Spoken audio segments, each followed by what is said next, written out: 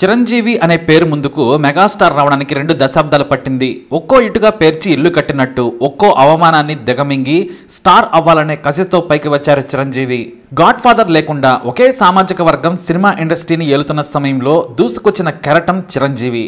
NTR cinema ఇండస్ట్రీని 3 దశాబ్దాలుగా ఏలారు. ఆయనతో పాటు బ్లాక్ బస్టర్లు కొట్టిన స్టార్ హీరోలు అక్కినేని, కృష్ణంరాజు, శోభన్ బాబు కూడా ఉన్నారు. అయితే కొత్తగా ఆడియన్స్కు ఏదైనా చూపించాలి అనుకున్నారు. డ్యాన్స్ ఫైట్స్ అందరూ చేసేస్తున్నారు, కానీ నిజమైన డ్యాన్స్తో ప్రేక్షకులను కూర్చోబెట్టాలి, స్టైల్గా హీరోయిజాన్ని చూపించాలి అనుకున్నారు. అందుకే మైకేల్ జాక్సన్ వీడియోలను చూస్తూ డ్యాన్స్ను ప్రాక్టీస్ చేసేవారు చిరంజీవి. గంటల తరబడి డ్యాన్స్ చేసి దానిని తెరపై చూపించేందుకు ఎంతో కష్టపడ్డారు. ఒక ప్రముఖ హీరోయిన్ చిరంజీవిని తన కారులో కూర్చోబెట్టుకోవడాన్ని అవమానంగా ఫీల్ అయింది. మొహం మీదే వేరే కారులో రమ్మని చెప్పింది. మరో 3 హీరోయిన్లు చిరంజీవి లాంటి చిన్న స్టార్తో చేయమన్నారు. అయినా ఎక్కడ ఛాన్స్ దొరికినా సరే ఆయన మాత్రం తనని తాను నిరూపించుకున్నారు. అయితే ఆ రోజుల్లో ఓ దర్శకుడి చేతిలో పడితే స్టార్ అయిపోతారనే పేరుండేది. ఆయన్ను వెళ్ళి ఒకసారి తనను హీరోగా పెట్టి సినిమా తీయమని అడిగారు చిరంజీవి. కానీ ఆయన ఏమన్నారో తెలిస్తే చిరు ఫ్యాన్స్ షాక్ అవుతారు. నీకు నటనేం వచ్చు, కుప్పిగంతులు వేయటం మాత్రమే వస్తే హీరో కాలేవని వెట్టకారమాడారు. ఆ మాటలు విని చిరంజీవి బాధపడలేదు సరికదా, ఆ అవమానాన్ని ఇన్స్పిరేషన్గా తీసుకున్నారు. ఆ డైరెక్టర్ల కాళ్ళ దగ్గర కూర్చుంటేనే నటుని చేస్తారు, కానీ చిరంజీవి గౌరవంగా దూరంగా నిలబడి అడిగినా చీప్గా చూశారు. కానీ ఎన్టీఆర్ సినిమాలు వదిలేసి రాజకీయాల్లోకి వెళ్ళిన తర్వాత ఆ రేంజ్ నటుడు మళ్ళీ రాలేదు. ఆ సమయంలో ఒకే ఒక హిట్తో మెరుపు వేగంతో దూసుకొచ్చాడు చిరంజీవి. కేవలం తన టాలెంట్ ద్వారానే దర్శకులను తన వైపు తిప్పుకున్నాడు. అలా ఊహించని విధంగా యువ కెరటంలా దూసుకొచ్చేశాడు. ఖైదీ తర్వాత చిరంజీవి దశ తిరిగిపోయింది. యాంగ్రీ హీరోగానే కాదు, డ్యాన్సులతోనూ ఎరగదీస్తూ ఉండడంతో చిరంజీవికి జనం బ్రహ్మరథం పట్టారు. ఆ క్రమంలోనే చిరంజీవిని తొక్కేసేందుకు చాలామంది ప్రయత్నించారు కూడా. కానీ చిరంజీవి విజయాలు ఒక్కరోజులో వచ్చినవి కావు. అతన్ని తొక్కడానికి సాహసించిన విధంగా మెగాస్టార్ దూసుకొని వచ్చారు. ఇండస్ట్రీని దున్నేసే స్టేజ్కి చేరి సుప్రీం హీరో అయ్యాడు. అడవి దొంగ, విజేత, కిరాతకుడు, కొండవీటి రాజా, చంటబ్బాయి, దొంగమొగుడు ఇలా గ్యాప్ లేకుండా హిట్ల మీద హిట్లు కొడుతుండడంతో ఆయనంటే గిట్టని కొంతమంది చిరంజీవిని చంపేందుకు ప్రయత్నించారు. ఇక అప్పటికే చిరంజీవి ఎక్కడ బయట ఓపెన్గా తినేవారు కాదు, చాలా జాగ్రత్తగా ఉండేవారు. మరీ ముఖ్యంగా ఆరోగ్య విషయంలో చాలా జాగ్రత్త. ఎందుకంటే ఏ కొత్త పదార్థం తినాలన్నా భయపడేవారు.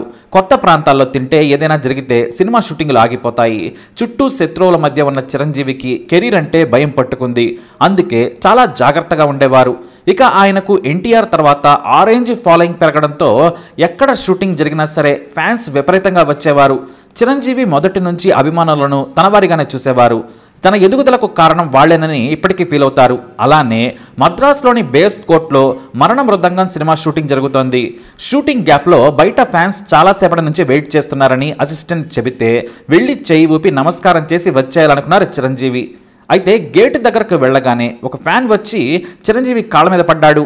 సార్, ఇవాళ నా పుట్టినరోజు, నేను కేక్ కట్ చేస్తాను, మీరు నా పక్కన ఉండండి సార్ అని బ్రతిమలాడాడు. దీంతో ఫ్యాన్ అడగడంతో కాదనలేక వెళ్ళాడు. ఆ కుర్రాడు కేక్ కట్ చేయగానే చిరంజీవి కూడా చప్పట్లు కొట్టి విషెస్ చెప్పారు. కానీ కేక్ పీస్ను తినాలని ఆ ఫ్యాన్ బలవంతం చేశాడు. అయితే తాను షూటింగ్లో ఉన్నాను, తినకూడదు, వద్దని చెప్పినా వినకుండా ఆ ఫ్యాన్ నోట్లో కుక్కాడు. చిరంజీవి భయంతో కిందకు ఉమ్మేశాడు. ఈ తోపులాటలో కేక్ మొత్తం కింద పడింది. అయితే కింద పడ్డ ఆ కేక్లో రంగురంగుల పదార్థాలు మధ్యలో ఉన్నాయి. దీంతో చిరంజీవి వేగంగా వెనక్కి వెళ్ళి కడుక్కున్నాడు. ఇక షాట్కు రెడీ అయ్యేందుకు మిర్రర్లో చూసుకోగా చిరంజీవి పెదవులు బ్లూ కలర్లో ఉండడాన్ని గమనించాడు. అది తన అసిస్టెంట్ చూసి, సార్ నేను లిప్స్టిక్ వేశాను, కానీ బ్లూ కలర్లోకి పెదాలు మారాయని చెప్పాడు. దీంతో దర్శక నిర్మాతలకు విషయం చెప్పడంతో ఏమైనా పాయిజన్ కలిపారేమోనని భయపడ్డారు. దీంతో వేగంగా ఆసుపత్రికి వెళ్ళి చెక్ చేయించుకున్నారు. విష పదార్థం వలనే ఇలా రంగు మారుతుందని, రాత్రి మొత్తం విషం శరీరంలోకి వెళ్ళినా ప్రమాదం కాకుండా వాంతి అయ్యేలా చేశారు డాక్టర్లు. ఆ తర్వాత ట్రీట్మెంట్ చేసి తెల్లవారుజామున ఎలాంటి ప్రమాదం లేదని చెప్పారు. బ్లూ కలర్లో మారిన లిప్స్ తెల్లారేసరికి నార్మల్గా మారాయి. ఈ వార్త మీడియాలో అప్పటికే వచ్చేసింది. జాతీయ మీడియాలో వచ్చిన 2వ రోజు తెలుగు మీడియాలో కొన్ని సినిమా పేపర్లు మాత్రమే ఈ వార్తను కవర్ చేశాయి. ఈ వార్త సినిమా ఇండస్ట్రీలో సంచలనం కలిగించింది. ఆ ఘటన మద్రాసులో జరగడంతో మన తెలుగునాట పెద్దగా చాలా మందికి తెలియదు. కానీ ఆ వార్త క్లిప్ ఇప్పటికీ సోషల్ మీడియాలో వైరల్గా మారింది. ఇదే ఘటనపై నాటి సీనియర్ జర్నలిస్టులు సైతం ధృవీకరించారు. అంతేకాదు స్టార్గా ఎదుగుతున్న చిరంజీవిని బ్రూస్లీ మాదిరిగా చంపాలని కుట్ర చేశారని ఆరోపణలు వచ్చాయి. కానీ పెద్ద నిర్మాతలు, దర్శకులు చిరంజీవికి ధైర్యం చెప్పారు. తాము అండగా ఉంటాం, భయపడద్దని చెప్పడంతో గొడవ సద్దుమణిగింది. ఆ రోజు చిరంజీవి తెలివిగా వ్యవహరించారు కాబట్టే ఆయన బ్రతికి బయటపడ్డారు. లేదంటే ఏం జరిగి ఉండేదో మనం ఊహించలేం. ఇక ఆ రోజు నుండి ఆహారం విషయంలో చాలా జాగ్రత్తగా ఉండేవారు చిరంజీవి. ఎక్కడ పడితే అక్కడ తినేవారు కాదు. వాంతులు అయినా, ఫుడ్ పాయిజన్ అయినా కనీసం ఒకేసారి 3 సినిమాలు వాయిదా పడతాయి. అందుకే వేడి చేసిన నీరునే క్యాన్లో తీసుకువెళ్లి తాగేవారు చిరంజీవి. అలా జాగ్రత్తగా ఉన్నారు కాబట్టే ఆ విష ప్రయోగం నుంచి బయటపడ్డారు. ఏదున్నా కష్టపడితే విజయం దక్కుతుందనడానికి చిరంజీవి నిలువెత్తి నిదర్శనం. ఇలాంటి ఇన్ఫర్మేషన్స్ కోసం వీడియోని లైక్ చేయండి, షేర్ చేయండి, మా ఛానల్ని సబ్స్క్రైబ్ చేసుకోండి.